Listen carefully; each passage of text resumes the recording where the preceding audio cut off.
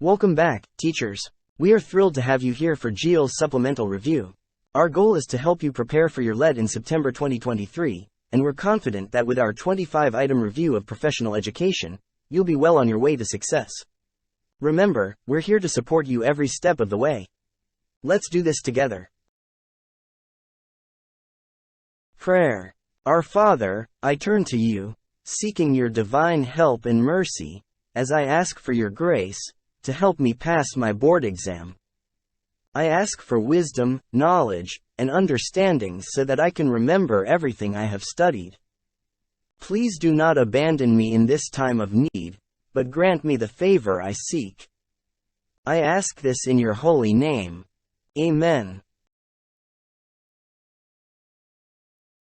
Taking the time to review and improve your knowledge and skills is a crucial step in becoming a licensed professional teacher, LPT.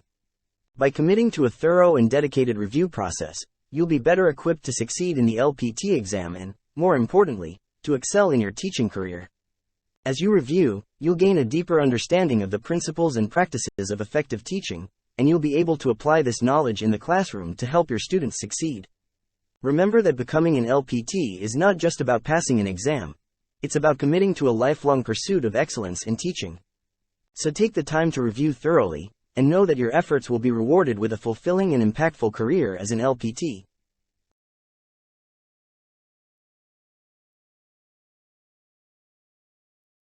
As a teacher preparing for the board exam, you know how important it is to have access to high-quality resources and support.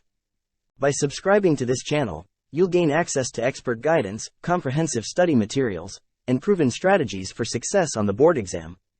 Our content is designed specifically to help teachers like you ace the exam and achieve your professional goals. Don't miss out on this opportunity to get the edge you need to succeed. Subscribe to our channel today and join our community of aspiring educators. Thank you for your support. Subscription is free. Please click the subscribe button, including the notification bell, to be updated on our newest videos. Dear teachers, I wanted to take a moment to remind you of the incredible potential that resides within you as you continue your journey of preparing for the board exam. The road may seem challenging, and doubt may try to creep into your mind, but I want you to remember one thing. You are capable, and you have what it takes to succeed. Believing in yourself is a powerful tool that can propel you forward, even in the face of obstacles. Recognize the hard work and dedication you have already invested in your studies. Every step you have taken, every hour of review, has brought you closer to your goal. Trust in your abilities and have faith in the knowledge you have acquired.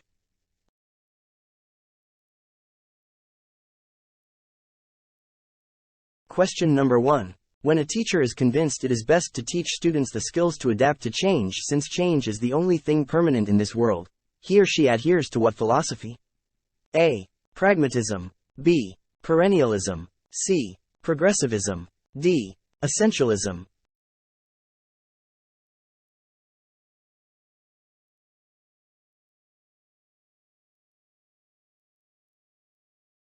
When a teacher is convinced it is best to teach students the skills to adapt to change since change is the only thing permanent in this world, he or she adheres to what philosophy? For question number 1, the answer is A. Pragmatism. The prominent proponents of pragmatism are Charles Sanders Peirce, William James and John Dewey.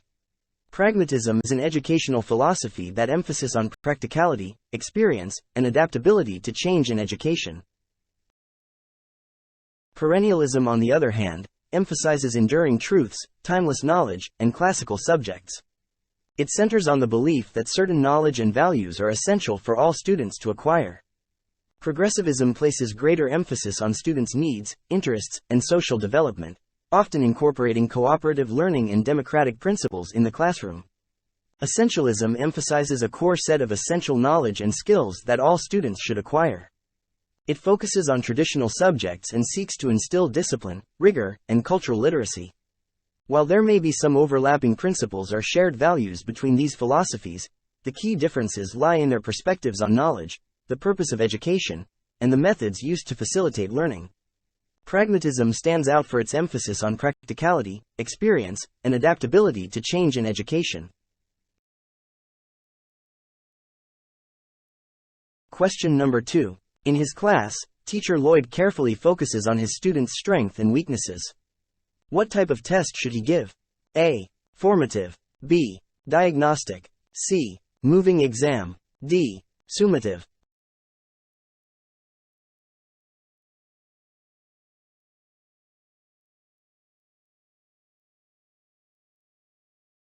In his class, teacher Lloyd carefully focuses on his students' strengths and weaknesses. What type of test should he give? For question number 2, the answer is B. Diagnostic. A diagnostic test is designed to assess students' strengths and weaknesses in order to identify areas where they need additional support or instruction. It helps the teacher gain insight into each student's individual needs and tailor their teaching accordingly. By carefully focusing on students' strengths and weaknesses, teacher Lloyd can use the results of the diagnostic test to develop targeted strategies to address any gaps in knowledge or skills. Here are the definitions of the other options. A. Formative test. A formative test is an assessment given during the learning process to monitor students' progress and provide feedback for improvement. It is typically used to guide instruction and identify areas where students may need additional support or clarification. Formative tests are meant to be low stakes and help students learn and grow throughout the learning process. C. Moving exam. There is no commonly recognized term, moving exam, in educational contexts. It is possible that this term is specific to a certain educational system or institution. Without further information, it is difficult to provide a specific definition for this option. D. Summative test. A summative test is an assessment given at the end of a learning period to evaluate students' overall understanding and mastery of a subject or course. It is often used to assign grades or determine whether students have met specific learning objectives or standards. Summative tests typically have higher stakes and are used to measure the final outcomes of learning. Question number 3. Teacher Lynn says, "Good job," to every student after an answer. Is this a sound of classroom practice? A. No, because genuine praise must be preserved. B. No, because the teacher must say, "Very bad." C. Yes, because student must feel good every time. D. Yes, because generous praises is needed.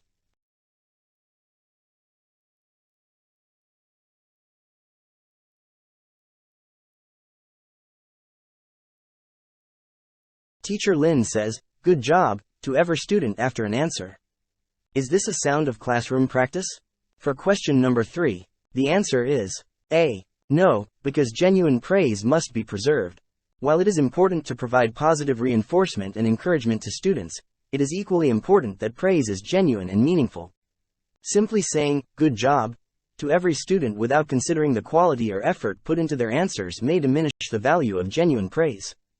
It is important for teachers to provide specific and constructive feedback that acknowledges the strengths and areas for improvement in students' responses. This helps students understand their progress, builds self-confidence, and motivates them to continue learning and improving. Question number 4. Teacher Leah manages a nursery class. What stage, period of reading should she observe in teaching reading skills to her pupils? A. Reading readiness. B. Period of refinement. C. Beginning reading. D. Period of creativeness.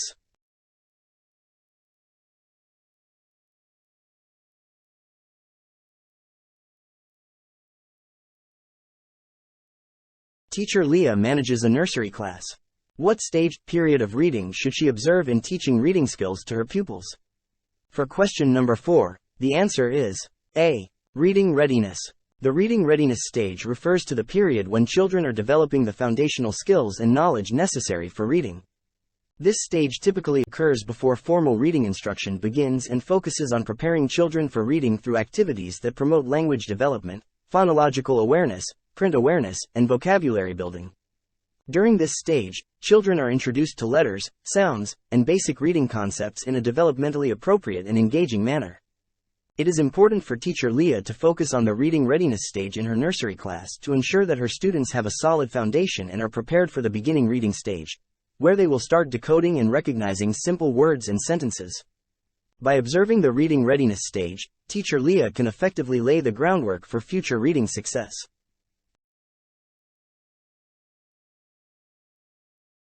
Question number 5. What was not observed when teacher A gave a test that included materials that were not covered by the class lessons?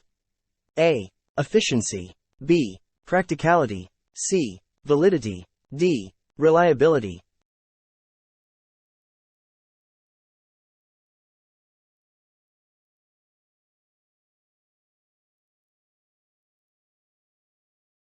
What was not observed when teacher A gave a test that included materials that were not covered by the class lessons? For question number 5, the answer is C. Validity. Validity refers to the extent to which a test accurately measures what it is intended to measure. When teacher A gave a test that included materials not covered in the class lessons, the validity of the test is compromised. The test is no longer a valid measure of the student's understanding and mastery of the material that was taught in the class. Including materials that were not covered by the class lessons introduces variables that may affect the student's performance and make it difficult to interpret their results accurately. Efficiency, option A, refers to the ability to administer and score the test in a timely manner. Practicality, option B, relates to the ease of use and feasibility of implementing the test. Reliability, option D, refers to the consistency and stability of the test results over time. Question number 6. What variation of storytelling involves children telling a story with the use of material sets and props? A. Story enactment. B. Lap board stories. C. Puppet stories. D. Flannel board stories.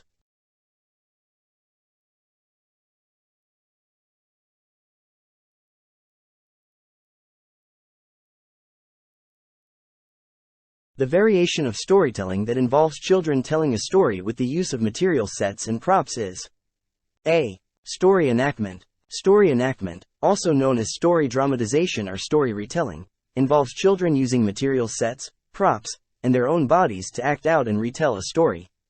They bring the story to life through role-playing, movement, and interaction with the props. This hands-on approach to storytelling allows children to engage their imagination, enhance their comprehension of the story, and develop their oral language and social skills. Lap board stories, option B, typically involve a small individual board placed on the child's lap for storytelling or drawing activities. It may not necessarily involve material sets and props. Puppet stories, option C, involve the use of puppets to tell or act out a story. Puppets can be used by children or the teacher to represent characters and bring the story to life.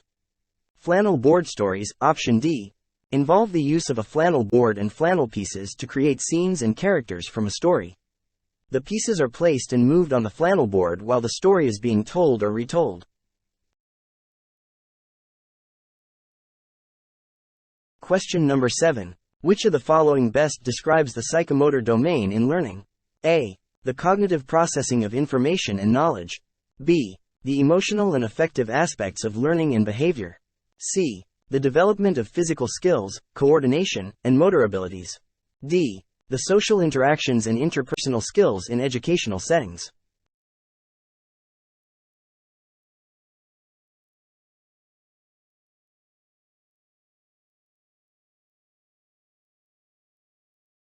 Which of the following best describes the psychomotor domain in learning?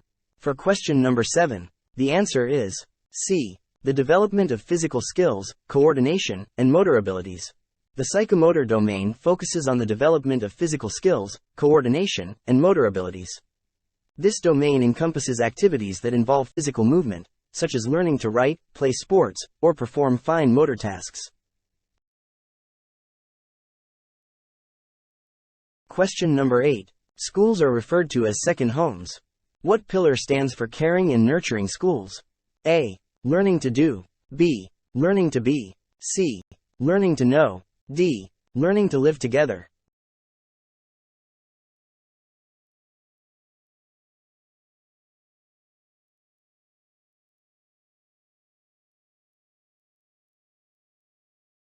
The pillar that stands for caring and nurturing schools is D. Learning to live together. The pillar of learning to live together emphasizes the importance of fostering a sense of community, respect, and collaboration within schools. It focuses on promoting social and emotional development, cultivating positive relationships, and creating an inclusive and supportive learning environment. This pillar recognizes the significance of nurturing, caring, and empathetic schools where students feel safe, valued, and connected to others. It encourages cooperation, empathy, and understanding among students, teachers, and the broader school community. Here are the definitions of the other options. A. Learning to do. This pillar focuses on developing practical skills and abilities. It emphasizes the acquisition of practical knowledge and the development of hands-on skills that enable individuals to effectively perform tasks and engage in various activities. It encompasses vocational training, problem-solving skills, and the application of knowledge in real-life situations. B. Learning to be. This pillar emphasizes the holistic development of individuals, including their personal, emotional, and ethical growth. It aims to foster self-discovery, self-awareness, and the development of one's identity.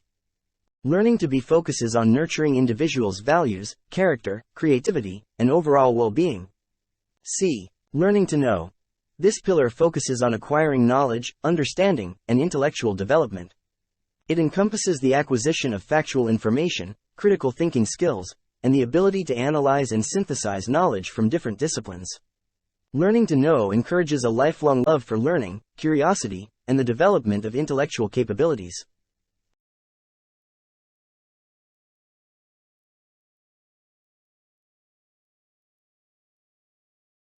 Question number 9. Teachers evaluate students' achievement because, blank.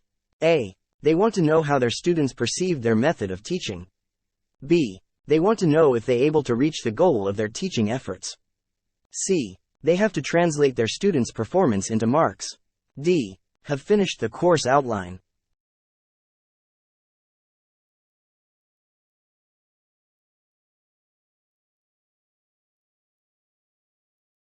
Teachers evaluate students' achievement because, blank.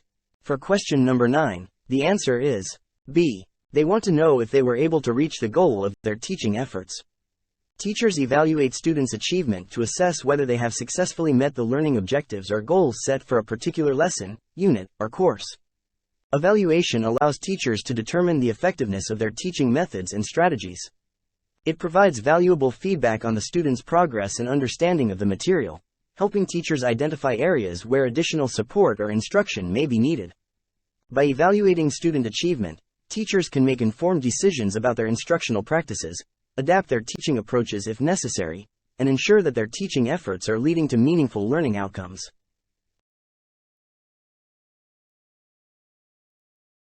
Question number 10. What is Republic Act 10912? A. Government Assistance to Students and Teachers in Private Education Act. B. Adopt a School Act of 1998. C. Continuing Professional Development Act of 2016. D. Commission on Higher Education.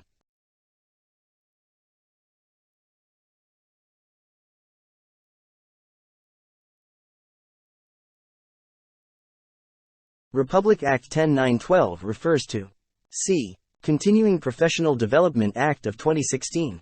The Continuing Professional Development (CPD) Act of 2016 is a law in the Philippines that aims to ensure the continuous enhancement of knowledge, skills, and competencies of professionals in various fields.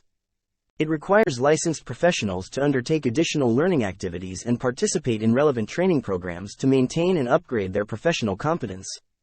The CPD Act promotes lifelong learning and professional growth among practitioners, with the goal of improving the quality of professional services provided in the country. Question number 11. In technology teaching, which is essential so that learners can achieve effectively the learning outcomes? A. Realia. B. Audio visuals. C. Graphs and maps. D. Digital and computer devices.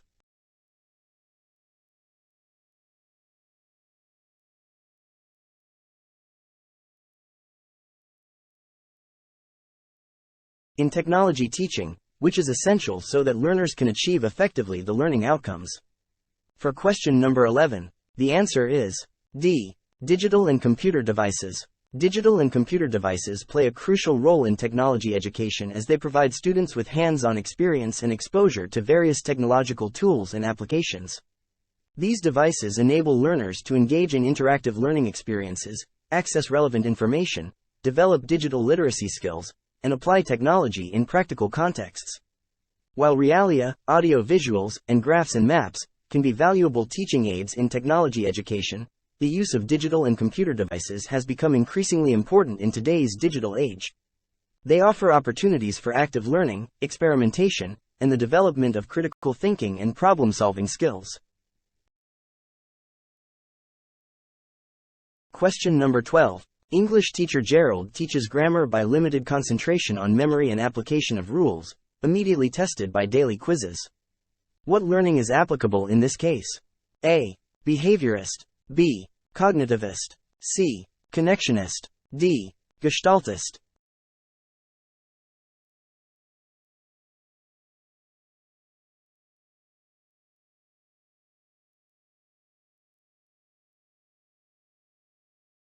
The learning approach applicable in the case of English teacher Gerald, who teaches grammar by limited concentration on memory and application of rules, immediately tested by daily quizzes, is A. Behaviorist. The behaviorist learning approach focuses on observable behaviors and emphasizes the role of reinforcement and repetition in learning. In this case, the teacher's emphasis on memory and application of grammar rules, followed by daily quizzes, aligns with behaviorist principles. By providing immediate quizzes, the teacher is reinforcing correct application of grammar rules through positive reinforcement, and students are motivated to remember and apply the rules to succeed in the quizzes.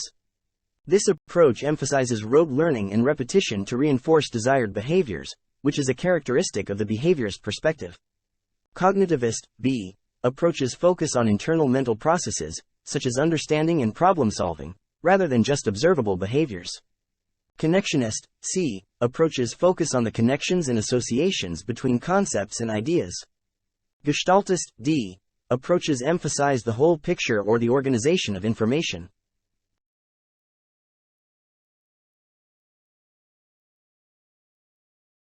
Question number 13. How is the moral character of a teacher most accurately summed up when she have reached a level of development emotionally, socially, spiritually, appropriate to the age status? A. Being fully human. B. Being morally mature. C. Being loving person. D. Being a virtuous person.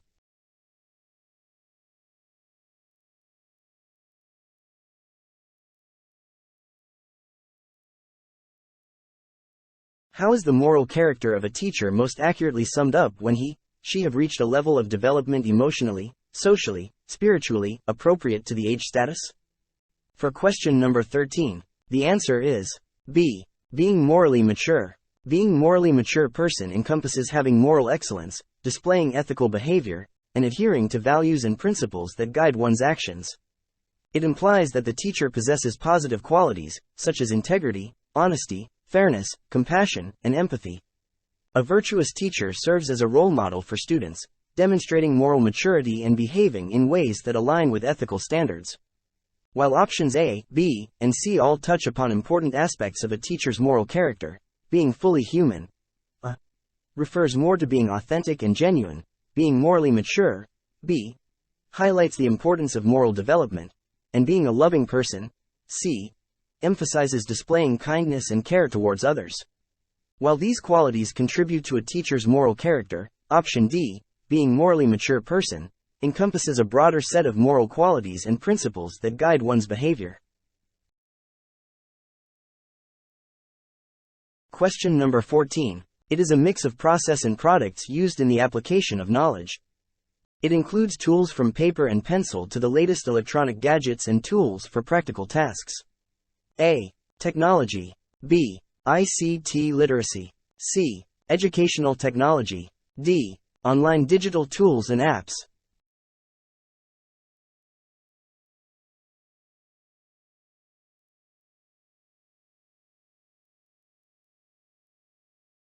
It is a mix of process and products used in the application of knowledge. It includes tools from paper and pencil to the latest electronic gadgets and tools for practical tasks. For question number 14, the answer is A. Technology. Technology refers to the application of scientific knowledge, tools, and techniques to solve problems or accomplish tasks. In the context of education, it includes the use of various tools, resources, and devices to support teaching, learning, and communication. This can range from traditional tools like paper and pencil to modern electronic gadgets and digital technologies. B. ICT stands for Information and Communication Technology. ICT literacy refers to the ability to use digital technologies and tools effectively and responsibly.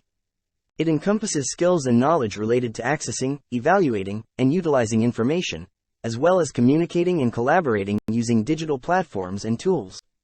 C. Educational technology.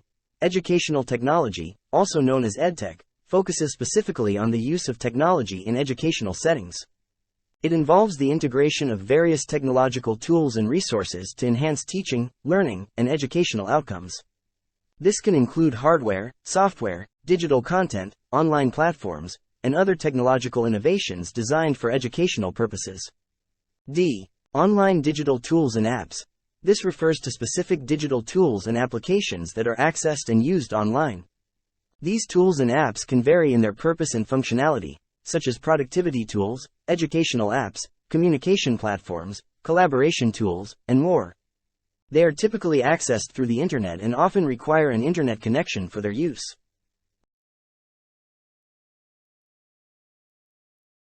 Question number 15. It is a popular social networking site used by students and adults worldwide to present information on themselves and to the world. A. Wiki. B. Facebook. C. Internet. D. Messenger.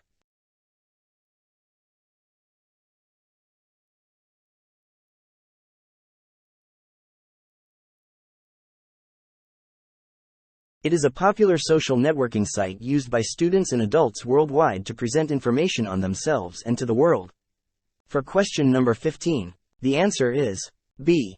Facebook. Facebook is a popular social networking site used by students and adults worldwide to create personal profiles, share information about themselves, connect with friends and family, and interact with others. Users can post updates, photos, videos, and links, and they can engage with content shared by others through likes, comments, and shares. Facebook provides a platform for individuals to present themselves and their interests to a wider audience, as well as to connect and communicate with others globally. Wiki refers to a collaborative website that allows users to contribute and edit content collectively. Internet refers to the global network that connects computers worldwide. Messenger refers to a messaging application that allows users to send messages, make voice and video calls, and share media files. Question number 16. Which of these is the best example of good, motivating feedback? A. You're doing it all wrong. B. You'll never be champ if you throw like that. C. Try throwing the ball like this as it helps you to score more. D. That's a terrible way to throw a ball.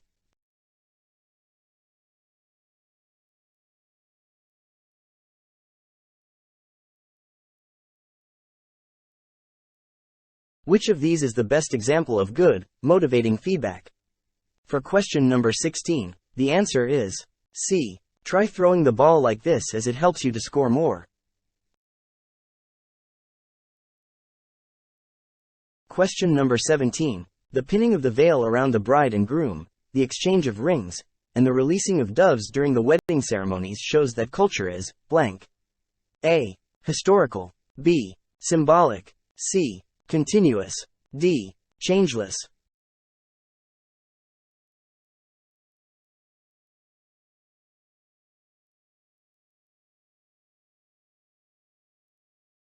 The cultural elements described in the context of the wedding ceremonies, such as the pinning of the veil, the exchange of rings, and the releasing of doves, indicate that culture is B. Symbolic. Symbolic refers to the use of symbols or symbolic actions that carry meaning within a particular culture.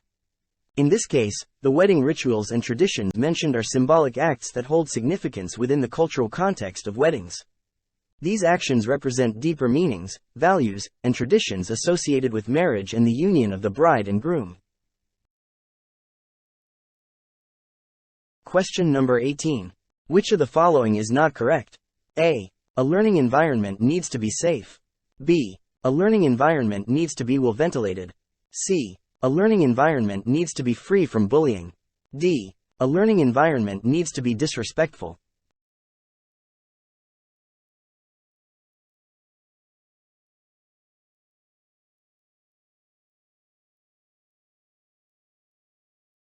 The statement that is not correct is D. A learning environment needs to be disrespectful. In a conducive learning environment, it is essential for students to feel safe, respected, and valued. Option D contradicts this principle by suggesting that a learning environment should be disrespectful, which is not accurate or desirable. Question number 19. You can exhibit referent power on the first day of the school by blank. A. Employing power-seeking strategies. B. Making your student feel you know the lesson. C. Making your student feel they belong in the class. D. Employ student-centered technique.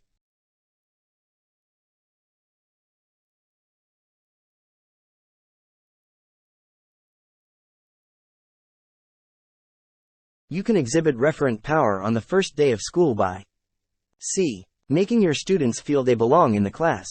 Referent power is a type of power that is based on the admiration, respect, and liking that others have for an individual. It is the ability to influence others through personal charisma and positive relationships. On the first day of school, making your students feel they belong in the class helps establish a positive and inclusive classroom environment. By creating a sense of belonging, you are fostering a connection and rapport with your students, which can enhance their trust and respect for you as their teacher. When students feel valued and accepted, they are more likely to engage in the learning process and be receptive to your guidance and instruction. There are several other classifications of power that a teacher may have. Some common classifications include expert power. This is based on a teacher's knowledge, skills, and expertise in a particular subject or field. Teachers who possess a high level of knowledge and competence in their subject area often have expert power, as students respect and trust their expertise. Legitimate power. This is derived from the teacher's formal position and authority within the educational institution. Teachers have legitimate power granted to them by the school or educational system, which allows them to make decisions, set rules, and enforce discipline. Reward power. This stems from a teacher's ability to provide rewards or incentives to students. Teachers who have the authority to give praise, grades, privileges, or other forms of positive reinforcement possess reward power. Coercive power. This is based on a teacher's ability to administer punishments or negative consequences. Teachers who can enforce disciplinary actions or withhold privileges possess coercive power. Informational power. This is derived from a teacher's access to and control over information. Teachers who have valuable information, resources, or instructional materials that students need to succeed in their learning have informational power. Question number 20. What must a teacher do to ensure orderly transition between activities? A. Allow time for students to discuss the topic. B. Have the materials ready at the start of the activity. C. Discuss the instruction for the students who lag behind. D. Prepare fewer exercises to fill the allotted time.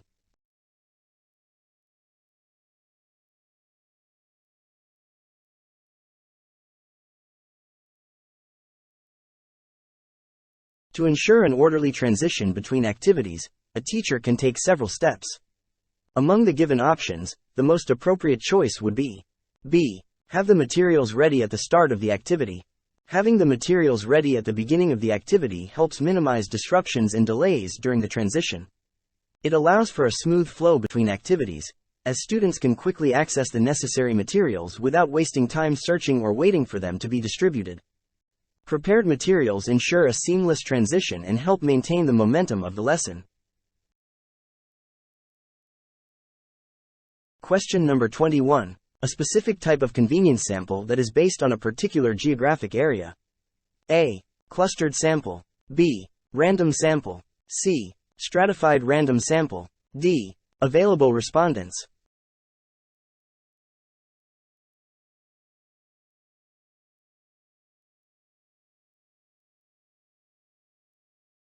The specific type of convenience sample that is based on a particular geographic area is A. Clustered sample. A clustered sample is a type of convenience sample where the population is divided into clusters or groups based on geographic proximity. The researcher selects specific clusters from the geographic area and includes all individuals within those clusters in the sample. This approach is convenient because it allows researchers to collect data from participants who are readily accessible within a specific geographic region.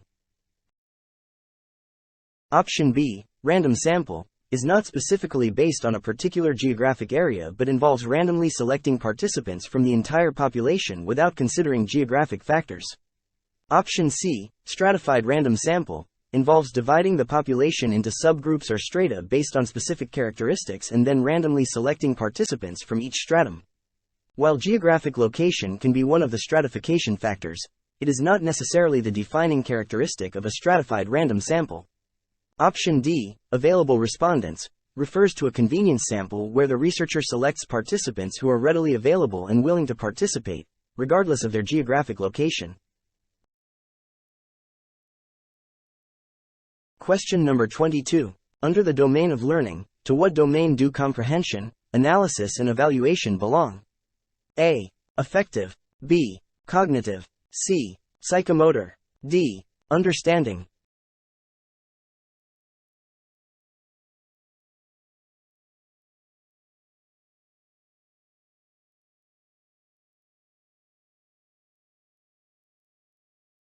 Under the domain of learning, to what domain do comprehension, analysis and evaluation belong?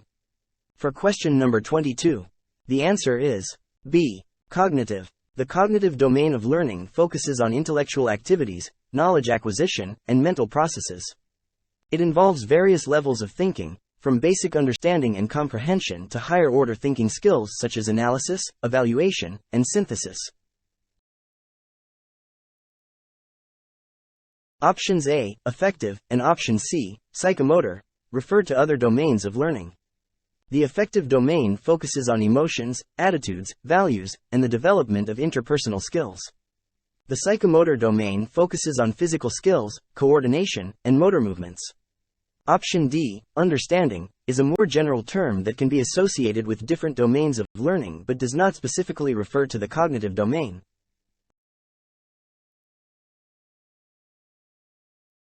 Question number 23. Teacher B demonstrated the technique of how to group students according to their needs and interest, and how to use self-paced instructional materials.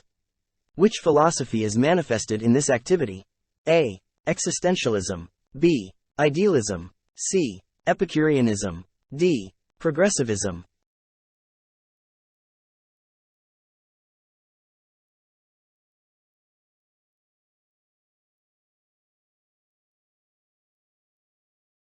Teacher B demonstrated the technique of how to group students according to their needs and interest, and how to use self-paced instructional materials. Which philosophy is manifested in this activity? For question number 23, the answer is D. Progressivism. Progressivism is an educational philosophy that emphasizes the importance of tailoring education to individual students' needs and interests. It promotes student-centered learning, active participation, and hands-on experiences. By grouping students according to their needs and interests and using self-paced instructional materials, the teacher is embracing the principles of progressivism. A. Existentialism. Existentialism is a philosophical movement that emphasizes individual existence, freedom, and personal responsibility. It focuses on the subjective experience of the individual and the concept of authenticity. Key proponents of existentialism include philosophers such as Søren Kierkegaard. Option B. Idealism. Idealism is a philosophical approach that posits the primacy of ideas, thoughts, and consciousness in understanding the world. It suggests that reality is fundamentally mental or spiritual in nature. C. Epicureanism. Epicureanism is a philosophical system that advocates for the pursuit of pleasure and the avoidance of pain as the ultimate goals of life. It emphasizes the importance of personal happiness, tranquility, and the reduction of desires. Epicurus, a Greek philosopher, is the key proponent of Epicureanism.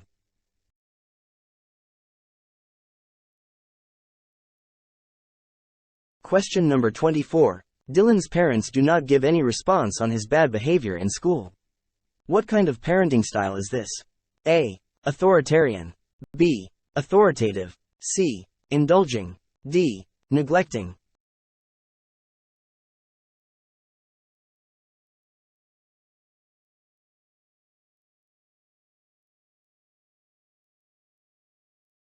Dylan's parents do not give any response on his bad behavior in school. What kind of parenting style is this? For question number 24, the answer is D. Neglecting. Neglecting parenting is characterized by a lack of responsiveness and involvement in a child's life. Parents who exhibit this style may be emotionally distant, uninvolved, or neglectful of their child's needs. Here are the definitions of the other parenting styles. A. Authoritarian. Authoritarian parenting is a style characterized by strict rules, high demands, and low responsiveness. Parents with an authoritarian approach have a strong desire for control and obedience from their children. They often rely on discipline, punishment, and strict guidelines to enforce rules and expect unquestioning obedience. B. Authoritative.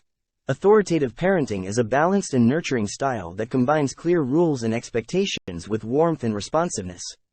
Parents with an authoritative approach set clear boundaries and rules for their children but also value communication, understanding, and support. They encourage independence and assertiveness while providing guidance and reasoning behind their expectations. C. Indulgent, permissive. Indulgent parenting, also known as permissive parenting, is characterized by a lack of strict rules and boundaries, along with high levels of responsiveness and warmth. Parents with an indulgent style are lenient, allowing their children to have freedom and make their own decisions. They are generally accepting and avoid using discipline or punishment.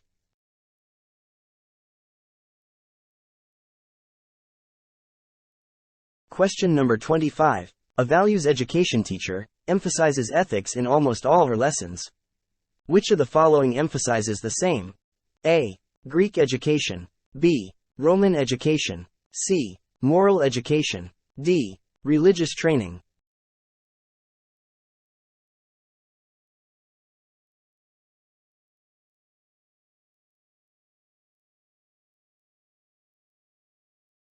A values education teacher emphasizes ethics in almost all her lessons.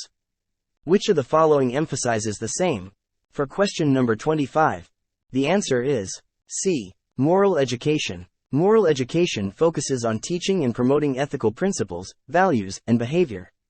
It aims to develop a person's moral character, integrity, and the ability to make ethical decisions. It often includes lessons on empathy, responsibility, fairness, honesty, and other moral virtues.